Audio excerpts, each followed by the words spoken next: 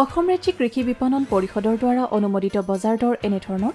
বৰপেটা বজাৰত ৰঙালাও প্ৰতি কুইণ্টলত ন্যূনতম মূল্য 1,400 টকা, প্ৰতি কুইণ্টলত অধিকতম মূল্য 1,500 টকা, বিলাহী 5,500 টকা, 5,700 টকা, তিয়হ 2,200 টকা, 2,500 টকা,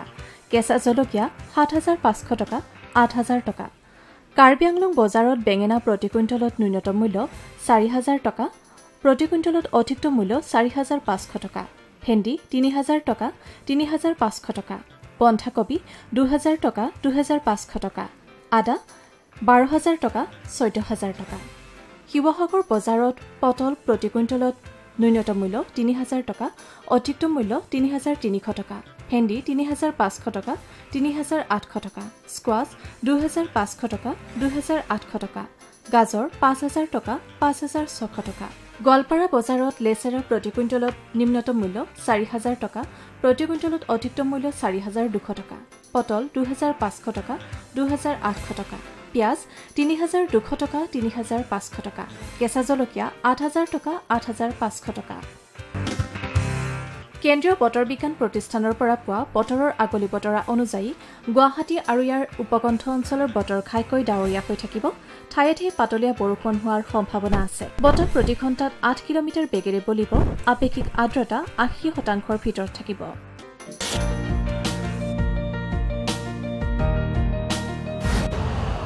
यूरिया का स्वदेशी उत्पादन 70 लाख टन बढ़ाने के लिए 6 उर्वरक संयंत्रों का उद्धार किया जा रहा है। FCIL के गोरखपुर, सिंदरी, तलचर और रामागुंडम संयंत्र, HFCL की बरौनी इकाई और BVFCL की नामरू फोर्थ। सोने पर सुहागा ये है कि देश में अब बनेगा सिर्फ नीम लेपित यूरिया, क्योंकि इससे होगा किसानों का फायदा ही फायदा। अनाज का उत्पादन 10% तक बढ़ेगा। बढ़ेगी 10 से 15% नाइट्रोजन क्षमता।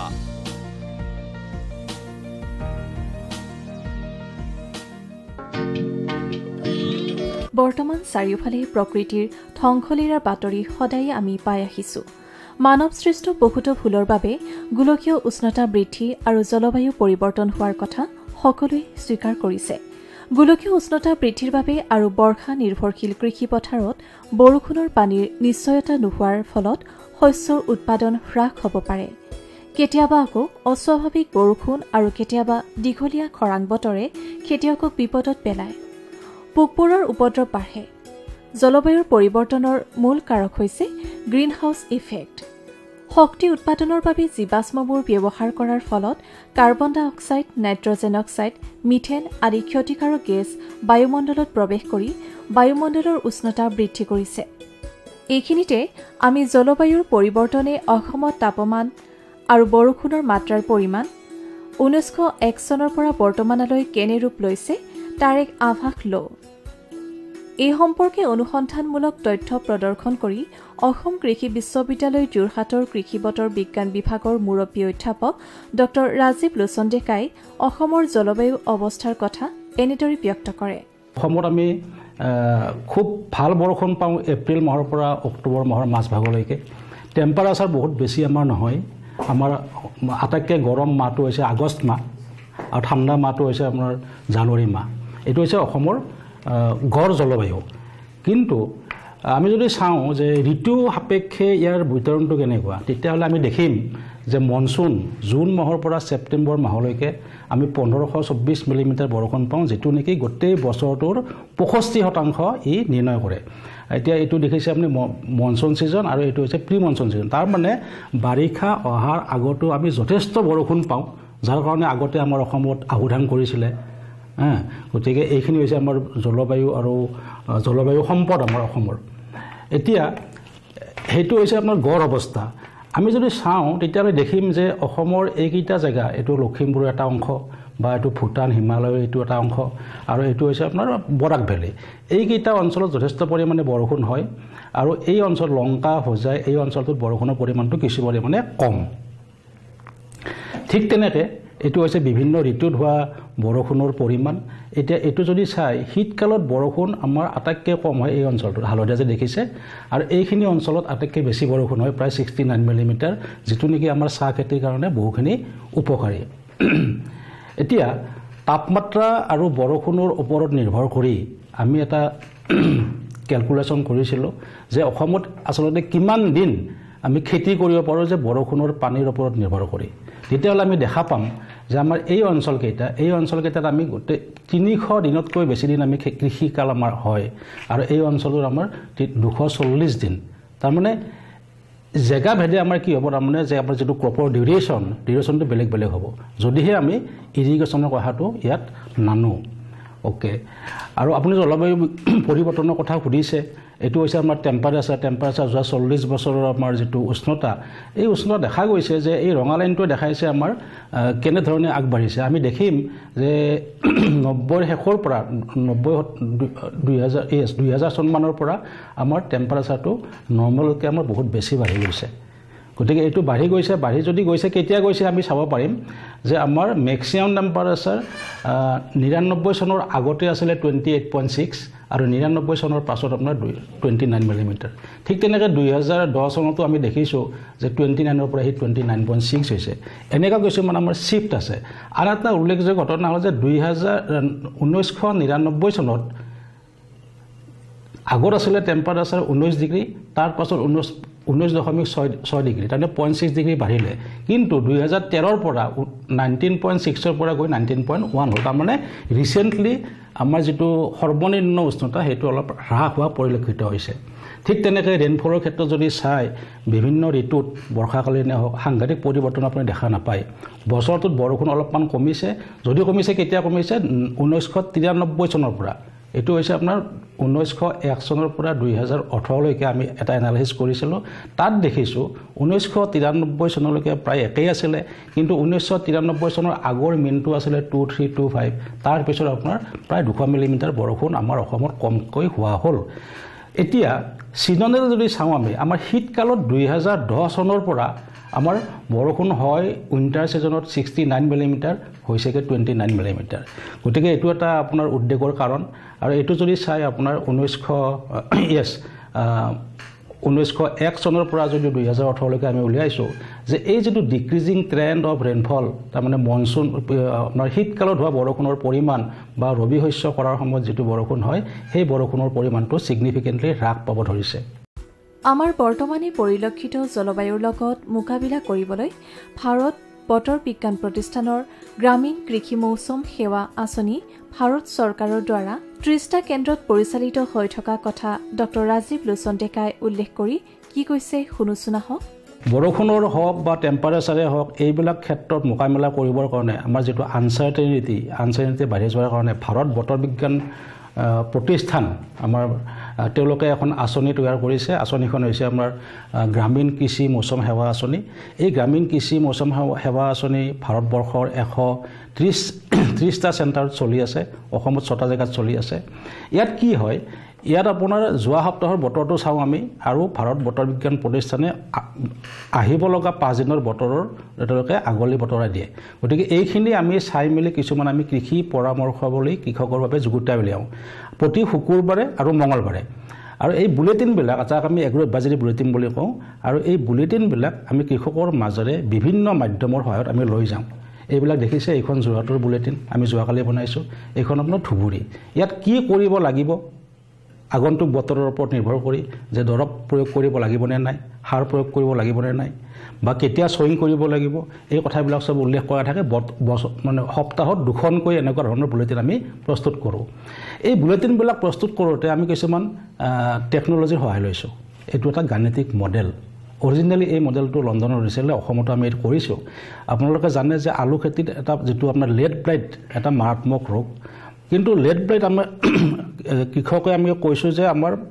ডিসেম্বৰ মাহৰ প্ৰথম সপ্তাহত আমি স্প্ৰে কৰিব লাগে কিন্তু এই মডেলটো ৰান কৰি দেখিছো যে প্ৰতি বছৰে লেড ব্লাইট হোৱাৰ সময় কিন্তু বেলেগ যে এই মডেলটোত আমি এই যে গ্ৰীণ কালাৰ দেখিছে গ্ৰীণ কালাৰ হলে যে বতৰ মানে লেড ব্লাইটৰ কাৰণে অনুকূল নহয় যেতিয়া ইয়েলো কালাৰ আহে যে অনুকূলে আগবাঢ়িছে কিন্তু সিম্পটম ওলাবৰ হোৱা নাই যেতিয়া ইয়েলো কালাৰ হয় তেতিয়া আমি কৃষকক কওঁ আপোনালোকে স্প্ৰে কৰক আৰু ৰঙা কালাৰ হ'লে কি হয় যে তাত চিমটম ডেভেলপ হ'বই তাৰমানে গতিকে এনেধৰণৰ গাণিতিক মডেল আমি ব্যৱহাৰ কৰি আমি কৃষি পৰামৰ্শ বুলি কৃষকৰ কাৰণে যুগুতাই উলিয়াওঁ যিটো আমি শুকুৰবাৰ আৰু মঙলবাৰে কৃষকৰ মাজলৈ এৰি দিওঁ বিভিন্ন পৰিস্থিতিৰ লগত খাপ খুৱাই জাত নিৰ্বাচনৰ পৰামৰ্শ দি অসম কৃষি বিশ্ববিদ্যালয় যোৰহাটৰ কৃষি বতৰ বিজ্ঞান বিভাগৰ মুৰব্বী অধ্যাপক ডক্টৰ ৰাজীৱ লোচন ডেকাই কি কৈছে শুনো আহক আমি গম পালোঁ যে বৰষুণৰ মুঠ পৰিমাণটো ঠিকে থাকিলেও আমাৰ বিতৰণত বহুখিনি তাৰতম্যতা আহি পৰিছে ধৰক আপোনাৰ ড্ৰট চিটুৱেশ্যন আমাৰ আহি পৰিছে গতিকে এই ক্ষেত্ৰত কৃষক ৰাইজে তাৰমানে আপোনাৰ যিটো জাত নিৰ্বাচনৰ ক্ষেত্ৰত বহুতখিনি সাৱধানতা অৱলম্বন কৰিব লাগিব যে আজি দীৰ্ঘকালীন জাতৰ শস্য কৰিলে আমাৰ প্ৰায় 5 মাহৰ ওপৰো লাগে গতিকে সেই জাতবিলাকৰ পানীৰ পৰিমাণ বহুত বেছি গতিকে আমাৰ অসম কৃষি বিশ্ববিদ্যালয়ে কিছুমান এনেকুৱা জাত উলিয়াইছে যে 120 দিন বা 130 দিনত তাক চপাব পাৰে যেনে আমাৰ ধূলি বা নুমলী এনেকুৱা বা আমাৰ অসমত যথেষ্ট সংখ্যক মাটি আমাৰ বানপানীৰ দ্বাৰা প্ৰতি বছৰে প্ৰভাৱিত হয় এই অঞ্চলবিলাকত আমি যদি বৰষুণৰ কাৰণে বানপানী হ'ব বুলি ভাবোঁ তেতিয়াহ'লে আমাৰ বানপানী প্ৰতিৰোধী জাত কিছুমান ওলাইছে যেনে আপোনাৰ ৰঞ্জিত চাহৱান বাহাদুৰ চাহৱান স্বৰ্ণ চাহৱান এই জাতসমূহৰ খেতি কৰিলে বৰষুণৰ পানীত প্ৰায় 15 দিন যদি ডুবি থাকে তথাপিতো তাৰ পৰা তাৰমানে আপোনাৰ কোনো ধৰণৰ লোকচানৰ সন্মুখীন কৃষকসকলে নহ'ব আৰু যদি বানপানী হৈ যদি গোটেই শস্য নষ্ট হৈ যায় তেতিয়াহ'লে আমাৰ এক্সট্ৰা আৰ্লি মেচিউৰিং ভেৰাইটি কিছুমান আছে যিবিলাক ভেৰাইটি খেতি কৰিলে আপোনাৰ প্ৰায় 3 মাহৰ ভিতৰত চপাব পাৰি যেনে কলং দিচাং কপিলি এইবিলাক জাত আছে এইবিলাক জাত কৰিব পাৰে বা যদি আপোনাৰ ধান ৰোৱাৰ পাছত যদি আপোনাৰ যে মাজে মাজে খৰাং সদৃশ পৰিস্থিতিৰ সৃষ্টি হৈছে তেতিয়াহ'লে মই আগতে কৈছিলোঁ যে আমি প্ৰায় এপ্ৰিল মাহৰ পৰা যথেষ্ট পৰিমাণৰ আমি পানী বৰষুণৰ পৰা পাওঁ গতিকে কৃষক ৰাইজে আপোনাৰ যিবিলাক আপোনাৰ ৱাটাৰ হাৰ্ভেষ্টিং ষ্ট্ৰাকচাৰ আছে এই ষ্ট্ৰাকচাৰবিলাক যদি তেওঁলোকে পৰিকল্পিতভাৱে বিজ্ঞানসন্মতভাৱে মেনেজ কৰি বৰষুণৰ পানী সংগ্ৰহ কৰি থয় তেতিয়াহ'লে এই আপতকালীন চিটুৱেশ্যনত তেওঁলোকে বহুখিনি সকাহ পাব 1 নম্বৰ তেতিয়াহ'লে আপোনাৰ ৰবি শস্যৰ ক্ষেত্ৰত কি হ'ব পাৰে ৰবি শস্যৰ ক্ষেত্ৰত কি হৈছে যে আমাৰ ৰবি শস্য কৰা সময়খিনিত তাৰমানে আপোনাৰ অক্টোবৰৰ পৰা প্ৰায় ফেব্ৰুৱাৰীলৈকে আমাৰ যথেষ্ট টেম্পাৰেচাৰ আমাৰ বাঢ়িছে আৰু ইয়াত বৰষুণৰ পৰিমাণ ছিগনিফিকেণ্টলি হ্ৰাস পোৱা পৰিলক্ষিত হৈছে গতিকে এই ক্ষেত্ৰতো আমি যদি ৱাটাৰ হাৰ্ভেষ্টিং ষ্ট্ৰাকচাৰবিলাকৰ পৰা পানী আমি যিটো লাইফ ছেভিং ইৰিগেশ্যন বুলি কওঁ লাইফ ছেভিং ইৰিগেশ্যন দি আমি হয়তো খেতি কৰিব পাৰিম আৰু আমাৰ ভৱিষ্যতে কি হ'ব আপোনাৰ জাত নিৰ্বাচনৰ ক্ষেত্ৰত আমি যথেষ্ট সাৱধানতা অৱলম্বন কৰিব লাগিব যিবিলাক আপোনাৰ হিট টলাৰেণ্ট ভেৰাইটি আছে সেইবিলাক আমি নিৰ্বাচন কৰিব লাগিব আৰু ভৱিষ্যতে আমাৰ কি হয় কিছুমান যিবিলাক ট্ৰেডিশ্যনেলি আমি অসমত নকৰোঁ কিছুমান খেতি সেই খেতিবিলাকৰ ইন্ট্ৰডাকশ্যন হোৱাৰ যথেষ্ট সম্ভাৱনা আছে কৃষকসকলে পথাৰৰ বিভিন্ন কৃষি কাৰ্য কৰোঁতে ৰেডিঅ' বা দূৰদৰ্শনৰ জৰিয়তে দিয়া বতৰৰ আগজাননী শুনি লোৱাৰ পৰামৰ্শ আগবঢ়াই ডক্টৰ ৰাজীৱ লোচন ডেকাই এগৰাকী ৰঙালাও কৃষকৰ উদাহৰণ দি এনেদৰে কয় এইজন কৃষক যোৰহাটৰ কৃষক তেওঁ তেওঁ দেখিলে যে সন্ধিয়া তেওঁ ৰেডিঅ' শুনি আছিলে তেওঁ দেখিলে যে আগন্তুক 3 দিনত তাৰমানে নেৰানেপেৰাকৈ বৰষুণ হ'ব সেই সময়ত মানে মহাসেন নামৰ এটা ঘূৰ্ণী বতাহ আহিছিলে গতিকে তেওঁ ৰেডিঅ'ৰ যেতিয়া সেই খবৰটো শুনিলে তেতিয়া তেওঁৰ পথাৰত তাৰমানে ৰঙালাও আছিলে গোটেইখিনি ভালকৈ পকা নাছিলে এনেকুৱা কালাৰ হৈ আছিলে কিছুমান পকিছে পকা নাই তাৰ পাছত তেওঁ বৰষুণৰ আগজাননী দেখা পাই গোটেইখিনি হাৰ্ভেষ্ট কৰি দিলে আৰু তেওঁ পথাৰত যিকেইটা ৰঙালাও তেওঁৰ পৰি থাকিলে গোটেইখিনি গেলি গ'ল আৰু তেওঁ এইখিনি চেফাৰ প্ৰেছত লৈ আহিলে আৰু তেওঁ সেই 75 কুইণ্টল ৰঙালাও তেওঁ বজাৰত বিক্ৰী কৰি যথেষ্ট লাভান্বিত হ'ব পাৰিলে অসমৰ কৃষকসকলৰ পৰা আৰম্ভ কৰি চহৰ নগৰৰ সকলোৱে বৰষুণৰ পানী ধৰি ৰাখি ব্যৱহাৰ কৰিব লাগে অসম কৃষি বিশ্ববিদ্যালয়ৰ ভূমি বিজ্ঞান বিভাগৰ অধ্যাপক ডক্টৰ বিপুল ডেকাই কম খৰচী পলি হাউচৰ লগতে বৰষুণৰ পানী ধৰি ৰাখি ড্ৰিপ বা টোপাল জলসিঞ্চন কৰিব পৰাৰ কথা কি কৈছে শুনোচোন আহক বৰ্তমান সময়ত জলবায়ু পৰিৱৰ্তনৰ প্ৰেক্ষাপটত মুকলিভাৱে কৰা খেতিক যথেষ্ট প্ৰত্যাহ্বান আহি পৰিছে আৰু অতিমাত্ৰা বৰষুণ হয় কেতিয়াবা অতিমাত্ৰা বৰফ পৰে বা গৰম বেছি হয় সেইকাৰণেই বৰ্তমান সময়ত আমি সুৰক্ষিত খেতিৰ ওপৰত আমি যথেষ্ট গুৰুত্ব আৰোপ কৰিছোঁ আৰু তদুপৰি আমি যেতিয়া আবতৰীয়াভাৱে কিছুমান শস্যৰ খেতি কৰিবলগীয়া হয় তেতিয়া আমি মুকলিভাৱে বা মুকলি খেতিত আমি সেইটো সম্ভৱপৰ নহয় সেইকাৰণে আমি সুৰক্ষিত খেতিত যাক আমি চমুকৈ গ্ৰীণ হাউচ বা সেউজ গৃহৰ খেতি বুলিও কওঁ সেই খেতিৰ ওপৰত আমি এতিয়া যথেষ্ট গুৰুত্ব আৰোপ কৰিছোঁ আৰু সেউজ গৃহৰ খেতি বুলি ক'লে মূলতঃ আমি তিনি ধৰণৰ আমি গ্ৰীণ হাউচ বা সেউজ গৃহ পাওঁ প্ৰথমবিধ হৈছে খুব অতি খৰচী তাত তাপ যোগান বা পানী যোগান পোহৰ আদি সকলোবোৰ নিয়ন্ত্ৰণৰ ব্যৱস্থা থাকে আৰু কিছুমান আছে মধ্যম খৰচী তাত কিছুমান ব্যৱস্থা নিয়ন্ত্ৰণৰ সুবিধা থাকে আৰু কিছুমানৰ সুবিধা নাথাকে কিন্তু আমাৰ অসমৰ কৃষক ৰাইজৰ পৰিপ্ৰেক্ষিতত এটা আমি যেটো চমু বা কম খৰচী এটা আমি পলি হাউচ নিৰ্মাণ কৰিছোঁ আৰু এইটো আমাৰ অসম কৃষি বিশ্ববিদ্যালয়ৰ ফালৰ পৰা এইটো অনুমোদন জনোৱা হৈছে এই পলি হাউচটো আমি বাঁহ আৰু এখন প্লাষ্টিকৰ সহায়ত বনাওঁ আপোনালোকে দেখিছে যে এইটো এটা আমাৰ কম খৰচী পলি হাউচ এইটো আমি বাঁহ আৰু এখন প্লাষ্টিকৰ জৰিয়তে বনাইছোঁ আৰু এই প্লাষ্টিকখন যিখন এই ওপৰত প্লাষ্টিকখন আছে এই প্লাষ্টিকখন ইউভি ষ্টেবিলাইজড বা অতি বেঙুনীয়া ৰশ্মি প্ৰতিৰোধী আমি প্লাষ্টিক বুলি কৈছোঁ আৰু এই প্লাষ্টিকখনৰ মাজেৰে সূৰ্যৰ পোহৰ প্ৰায় 85% বা 90% পোহৰ আহিব পাৰে বাকি পোহৰখিনি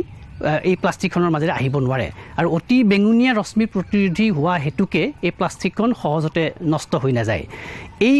যেটো কম খৰচী পলি হাউচ এই পলি হাউচটোৰ ভিতৰত আমি গোটেই বছৰ জুৰি আবতৰীয়াভাৱে খেতি কৰিব পাৰোঁ উদাহৰণস্বৰূপে আমি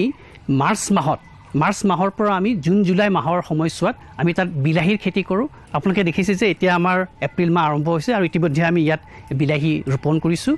আগষ্ট মাহত আমি কেপচিকামৰ খেতি কৰিম নৱেম্বৰ মাহলৈকে আৰু ডিচেম্বৰ মাহত আমি যেটো তিয়হৰ আমি ইয়াত খেতিটো কৰিম গতিকে এইটো হৈছে এই পলি হাউচৰ ভিতৰত আমি আবতৰীয়াভাৱে কৰা শাক-পাচলিৰ খেতিৰ দিহা আৰু ইয়াৰ লগতে আমি যেতিয়া এই পলি হাউচত খেতিটো কৰোঁ তাত পানী আৰু মাটি যোগানৰ ব্যৱস্থাটো আমি সুন্দৰকৈ ৰখাটো নিতান্তই প্ৰয়োজন সেইকাৰণে মাটি যেটো আমি ইয়াত খেতিটো কৰিম সেই মাটিত যথেষ্ট পৰিমাণে আমি জৈৱিক সাৰ দিব লাগে আৰু সেই জৈৱিক সাৰ প্ৰস্তুত কৰিবৰ কাৰণে আমাৰ ইতিমধ্যে বিভিন্ন ধৰণৰ আমি কেঁচু সাৰ বনোৱা বা পচন সাৰ বনোৱাৰ কাৰণে ইতিমধ্যে আমি বিভিন্ন ধৰণৰ ব্যৱস্থা লৈছোঁ আৰু সেই কেঁচু সাৰ আৰু পচন সাৰ আনি আমি ইয়াত প্ৰয়োগ কৰোঁ আনহাতে যেটো আমাৰ পানী যোগানৰ ব্যৱস্থাটো ইয়াত দেখিছে যে যেহেতু এই ওপৰত আমাৰ প্লাষ্টিকখন থাকে গতিকে বৰষুণৰ দিনতো হওক বা বৰষুণ নিদিয়া দিনতো হওক আমি গোটেই বছৰ জুৰি ইয়াত পানী যোগানৰ ব্যৱস্থাটো কৰিব লাগে গতিকে আমি এটা এতিয়া সৰু ইয়াত এটা প্ৰযুক্তি এটা উলিয়াইছোঁ যে পলি হাউচটোৰ কাষত আপোনালোকে দেখিছে এখন আমি নাৱৰা এখন দিছোঁ এখন PVC পাইপৰ জৰিয়তে 4 ইঞ্চি PVC পাইপ লগাই পেলাই তাত অকমান ফাঁক এটা কৰি পেলাই আমি এখন নাৱৰা দিছোঁ সেই নাৱৰাটোৰে পানীখিনি গৈ পেলাই একেবাৰে শেষলৈকে যাব আৰু তাৰ পিছত আপোনালোকে দেখিছে সেই পানীখিনি আমি এটা সিনটেক্স টেংকৰ ওপৰত তাত আমি জমা কৰোঁ সেই সিনটেক্সটো 500 লিটাৰৰ সিনটেক্স আৰু তাৰ সেই সিনটেক্সটো আমি এখন চাঙৰ ওপৰত বাঁহৰ চাঙৰ ওপৰত থৈ দিছোঁ আৰু তাৰ পিছত আমি এই গোটেই চাঙৰ পৰা ওপৰলৈ থকা সিনটেক্সৰ পানীখিনি আমি ড্ৰিপৰ জৰিয়তে আমি ইয়াত দিয়াৰ ব্যৱস্থাটো কৰোঁ গতিকে এই ড্ৰিপত আপোনালোকে দেখিছে যে একেবাৰে শেষত আমাৰ আছে PVC পাইপ যাক আমি মেইন বা সাব মেইন বুলি কৈছোঁ তাৰ পিছতে এই যিবিলাক আমাৰ লেটাৰেল আছে এইবিলাকক আমি লেটাৰেল পাইপ বুলি কওঁ এই লেটাৰেল পাইপবিলাকৰ জৰিয়তে পানীটো আহি পিছত আমাৰ এই ড্ৰিপাৰবিলাক থাকে এই ড্ৰিপাৰত আপোনালোকে দেখিছে যে কিছুমান আমি যেটো আমাৰ তাপমাত্ৰা জোখা বা পানী বাষ্পীভৱন জোখা কিছুমান আমি ইয়াত যন্ত্ৰ আমি ইয়াত সন্নিৱিষ্ট কৰি থৈ দিছোঁ সেই যন্ত্ৰবোৰৰ সহায়ত আমি এই ঘৰটোৰ পৰা কিমান পৰিমাণৰ পানী বাষ্পীভূত হয় সেইটো আমি তাক আমি উলিয়াই লওঁ আৰু প্ৰতিদিনে কিমান পৰিমাণৰ ইয়াত পানী প্ৰয়োগ কৰিব লাগিব আমি সেইটো নিৰ্ধাৰণ কৰোঁ পলি হাউচৰ ভিতৰত জলসিঞ্চনৰ ব্যৱস্থা টোপাল বা ড্ৰিপ জলসিঞ্চনেৰে কৰা হয় ইয়াৰ ভিতৰত তাপমাত্ৰা আৰু কিমান পানী বাষ্প হৈ উৰি যায় তাৰ হিচাপ নিকাচ ৰাখি শস্যত পানী যোগান ধৰিব লাগে তাপমাত্ৰা আৰু আন হিচাপ নিকাচ ৰাখি সহায় কৰি আহিছে কৃষিভূমি বিজ্ঞানৰ স্নাতকোত্তৰৰ ছাত্ৰী শ্ৰীমতী জুৰিটি শৰ্মাই আশা কৰা হৈছে জলবায়ুৰ পৰিৱৰ্তনৰ সৈতে মোকাবিলা কৰিবলৈ কৃষকসকল প্ৰস্তুত থাকি ব্যৱস্থা ল'ব আৰু পলি হাউচত বৰষুণৰ পানী ধৰি ৰাখি জলসিঞ্চনৰ ব্যৱস্থা কৰি উপকৃত হ'ব পাৰিব किसान पूरी तरह से सशक्त और सक्षम बने इस लक्ष्य के साथ हम निकले हैं देश के किसानों को हर वो साधन संसाधन दिए जाए जिससे वो अपनी आय दोगुनी कर सके ये मुस्कान है खुशहाली की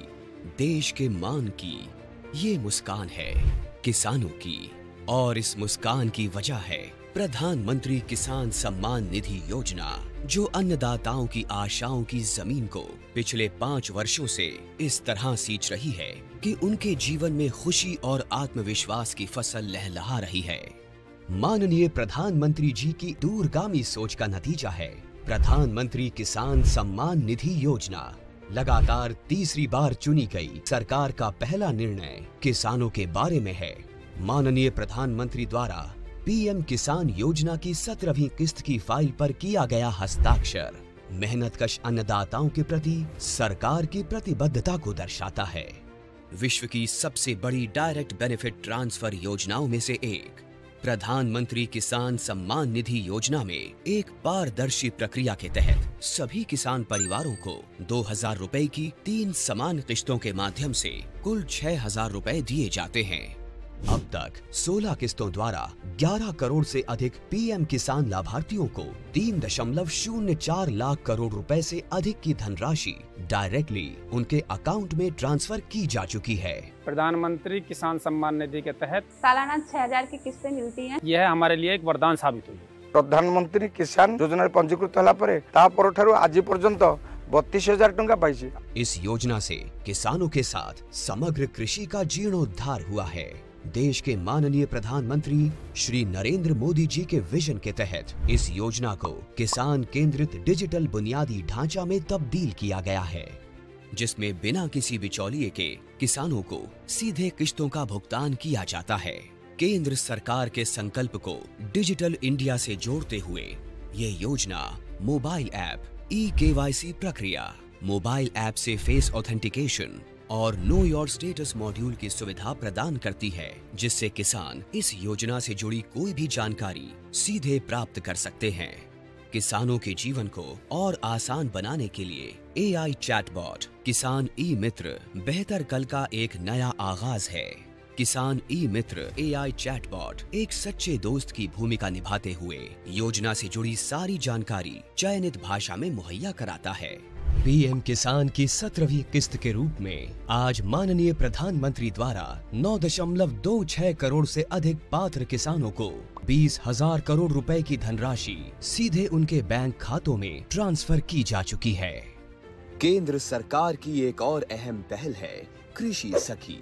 जो ज्ञान और महिला सशक्तिकरण का अद्भुत संगम है। कृषि सखी अभियान द्वारा गांव की महिलाओं को पारंपरिक कृषि प्रथाओं से लेकर नवीन तकनीकों के बारे में प्रशिक्षण दिया जाता है, जो महिला किसानों को आर्थिक व सामाजिक रूप से मजबूत बनाता है। गांव की हर महिला को इस मुहिम से जोड़ने के लिए माननीय प्रधानमंत्री श्री नरेंद्र मोदी जी द्वारा 30,000 से अधिक स्वयं सहायता समूहों का कृषि सखियों के रूप में प्रमाणीकरण किया गया है। कृषि सखी हमारी सहेली जैसी हैं और गांव-गांव में आती हैं, हमको खेती बाड़ी के बारे में बहुत कुछ सिखाती हैं। ऐसे अनूठे प्रयासों से देश का किसान स्वाभिमानी, स्वावलंबी, सशक्त और आत्मविश्वासी बन रहा है। किसान भाइयों गांठ बांध लो, गांठ बांध लो, बहुत बहुत है काम की, समृद्धि के पैगाम की। मिट्टी के मिजाज को समझो, मिट्टी के हर राज को समझो, मिट्टी की तुम जांच कराओ, मुफ्त सॉइल हेल्थ कार्ड ले जाओ। कभी मुनासिब बीज लगाओ, सही किस्म की खाद ले आओ, जितनी जरूरी उतनी डालो, सही मात्रा खुद पहचानो, इसको अपना मंत्र बना लो, मिट्टी की सेहत तो जानो। बात बहुत है काम की, कम लागत अधिक वरदान की। किसान भाइयों गांठ बांध लो, आज ही मिट्टी की जांच कराएं। राज्य सरकार के कृषि अधिकारी से संपर्क करें और मुफ्त में सॉइल हेल्थ कार्ड पाएं। कृषि और किसान कल्याण मंत्रालय द्वारा किसान हित में